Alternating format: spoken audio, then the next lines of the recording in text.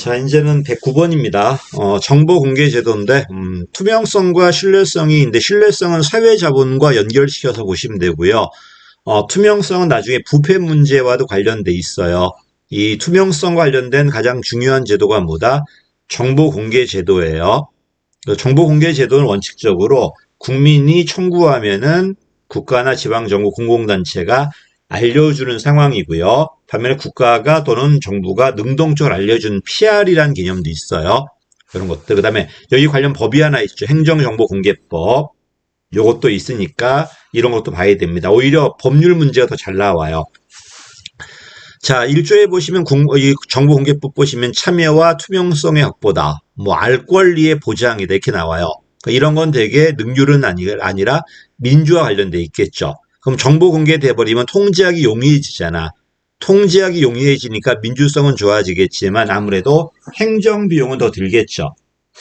자, 그다음에 원래는 청구 공개예요. 근데 청구 공개하다 보면은 청구한 사람한테만 알려주다 보니까 오히려 국민 간 정보가 벌어질 수 있죠. 이러니까 지금은 청구하지 않아도 미리 공표한다든지 아니면 이렇게 아예 그냥 공개 청구 없어도 공개하라는 정보가 만들어지고 있습니다. 그런 얘기들이 지금. 자, 2번이 그 표현입니다. 전자 형태로 돼 있고 공개 대상으로 분류되었다면 청구가 없어도 뭐해라? 공개해라. 이것도 있고요. 또 사전 공표한 것도 있어. 국민 생활에 큰 영향이라든지 대규모 예산이라든지 행정 감시를 위한 정보는 공개하지 않아도 미리 사전에 공표해야 돼요. 그다음에 어쨌든 이게 되면은 통제는 용이해지는데 인력과 물자가 많이 들어가잖아. 이러니까 실비는 누가 내라? 청구인이 부담하라는 겁니다. 복사비 같은 것들은. 됐지? 그다음에 문서가 원칙이지만 말로써 할 수도 있어요. 그리고 외국인도 할 수 있습니다. 외국인은 대통령령에 의하면은 국내 거주하거나 또 학술을 목적으로 체류해도 외국인도 청구할 수 있다는 겁니다. 모든 국민 다 되고요. 자기 기본권 침해하지 않아도 공개 청구 요구할 수 있다는 겁니다. 그래서 단 몇 번이다? 4번 틀렸죠. 없다가 아니라 있습니다. 이거 법률 문제 이것도. 자, 이것도 마찬가지입니다. 어쨌든 정보 공개가 돼버리면 통제는 용이해지지만은 인력과 물자가 더 들거든요. 업무량이 증가되고 행정 비용은 증가합니다. 행정 비용하고 통제 비용은 달라요. 행정 비용은 말 그대로 인력과 물자 관련된 비용이고 통제 비용은 통제 용이성이야. 국민들이 통제하기 얼마나 쉬운가 어려운가 그 얘기예요. 자, 알 권리 보장 맞습니다. 투명성 확보도 맞고요. 법에 있는 내용이고 그 다음에 비공개 대상 정보가 나열돼 있어. 원칙은 다 공개되고 이거는 공개할 수 없다고 나열돼 있습니다. 개인의 사생활이라든지 기업의 영업 비밀이라든지 이런 건 공개가 안 됩니다. 국가 안보라든지 공개가 안 되지만 공무원의 성명과 직위는 공개 대상이에요. 이거 여러 번 나왔다. 어떤 공무원이 뭘 하는지 알아야지가 내가 통제할 수 있잖아요. 그래서 공무원의 성명과 직위 그다음에 역할은 다 공개돼 있습니다. 틀렸고요. 그다음에 정보 공개가 돼버리면 일단 성과 나오지 않는 거는 아예 안 할 겁니다. 그냥 규정대로만 업무 처리할 거예요. 이러다 보면 여러분 업무가 소극화될 거고요. 또 책임 회피하려고 이렇게 조작할 수도 있나 봐요. 범법이지만은 이게 되나 봐요. 그러니까 어쨌든 인력과 물자가 많이 들어가고 여러분의 업무를 소극화시키고 왜 규정대로만 할 거야? 왜 성과 나오지 않고 규정대로 하지 않았다가 나중에 문제돼 버리면 책임은 내가 다 져야 되잖아요. 규정대로만 한다든지 그냥 성과 나오지 않을 걸 아예 안 한다든지 소극화된다는 거고 또 이렇게 정보의 조작이나 왜곡도 초래할 수 있다는 겁니다. 답은 3번입니다. 이거 여러 번 나왔습니다. 자, 또 법률이죠. 알 권리를 위해서 연도까지 물어봤는데 맞습니다.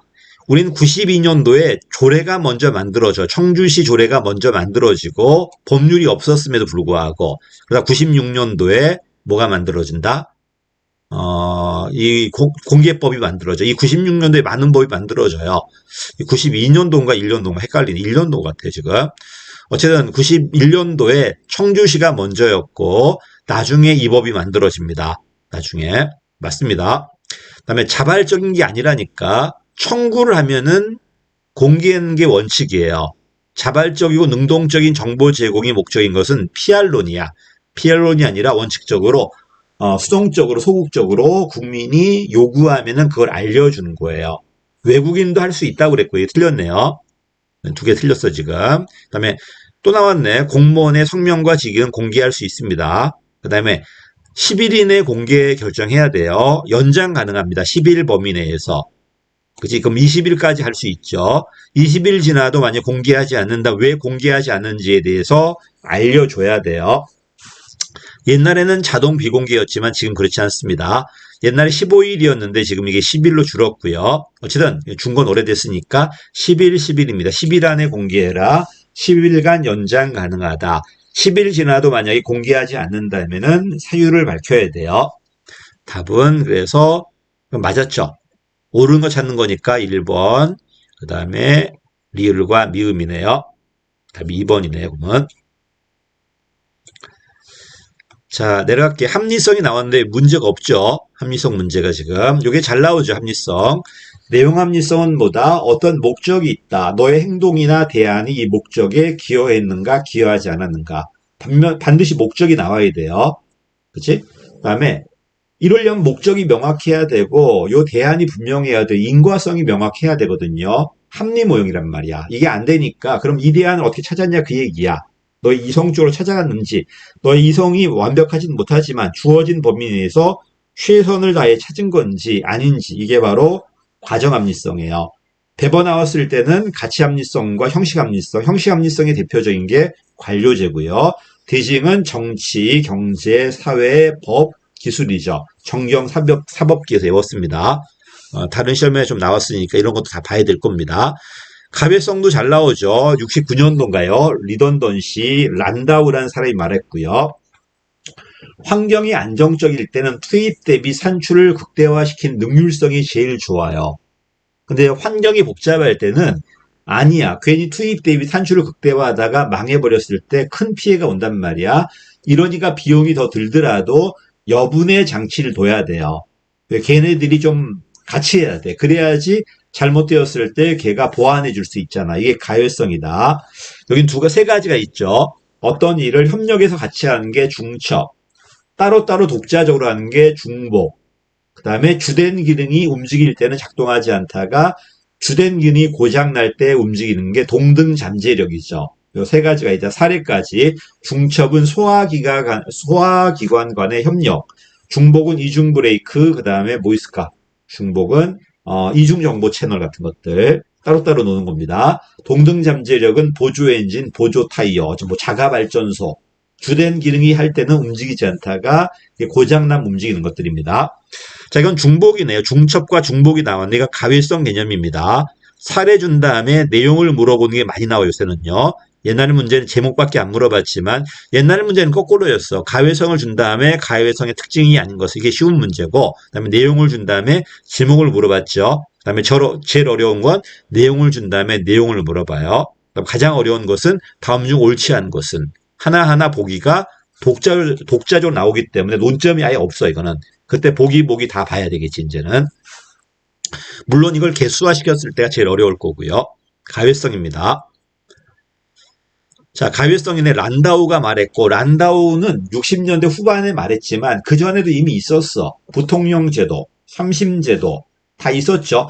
다만 우리가 몰랐던 것뿐이야. 왜? 안정된 사회였으니까. 그러다 불안정해지면서 요게 논의된다는 겁니다. 그리고 이 사람이 가외성이 아닌 걸 세 가지를 말했죠. 바로 집권화, 계층제, 만장일치예요. 요 세 가지는 만계집이라고 그래요. 요 만계집은 뭐가 아니다. 가외성의 예외인데 전부 다 관료제와 관련돼 있어. 집권화, 계층제, 만장일치는 아니지만요. 그래서 관료제에 대한 비판이기도 해요. 관료제는 능률성이 목적이었고 집권화였고 분업이었잖아. 딱딱 끊어져서 따로따로 한 가지만 이래버렸다 하나 고장나면 다 망가진단 말이에요. 이러니까 막 겹치게 해야 되겠죠 이게. 란다우 아저씨 권력 분립과 연방주의는 가외성 맞아요. 만계집만 아니야. 만장일치, 계층제, 집권화. 또 정보의 안전성을 위해서는 여분의 장치를 둬야 돼요. 예를 들어 북한에 대한 정보를 국방부만 수집한다면 두 가지 문제가 나온다. 잘못된 정보를 수집했을 때 전쟁이 날 수도 있어요. 또 이 정보를 국방부가 국익을 위해 사용하는 게 아니라 국방부 자체 이익을 위해 악용할 수가 있어요. 근데 국방부도 하고 외교부도 하고 통일부도 하고 국정원도 한다면은 크로스 체크가 되잖아요. 그래버리면 잘못된 정보를 걸러내기도 쉽고, 그렇지? 국방부가 자기 부서를 위해 정보를 악용하는 것도 막을 수 있겠죠. 또, 1+1이 2가 아니라 시너지 효과가 있을 수도 있어요. 정보와 정보 모여가지고 우리가 몰랐던 새로운 거 발견할 수도 있잖아요. 근데 문제는 뭐다? 비용이 더 들어가고 갈등이 나오겠죠. 똑같은 일을 여러 부서 하다 보니까. 자, 어쨌든 안정성을 위해서는 틀렸죠. 가외성 있는 장치가 있어요. 초과분이나 가외적으로 해야 돼요. 답은 2번 틀렸고요. 불확실성하니까 가외가 필요합니다. 확실할 땐 가외성이 필요 없어요. 불확실하니까 여분을 두는 거야. 됐죠? 근데 문제가 뭐라고? 같은 기능을 여러 부서 하다 보니까 갈등 가능성이 있다는 겁니다. 물론 협력 가능성, 시너지 효과도 있겠지만은 갈등도 나타날 수 있습니다.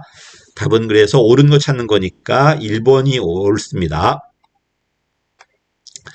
자, 여기까지가 이제 가외성 문제네요. 그 다음에 정치각으로 넘어 들어왔습니다.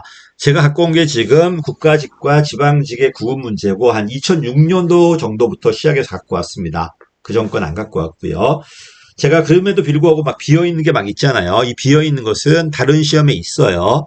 다른 시험에 있으니까 물론 나왔던 게 또 나올 수도 있겠지만은 다른 시험에 나왔던 게 나올 수도 있으니까 그 관련된 시험도 좀 같이 정리하십시오. 비어 있다고 그냥 넘어가지 마시고요. 여기까지 하겠습니다. 감사합니다.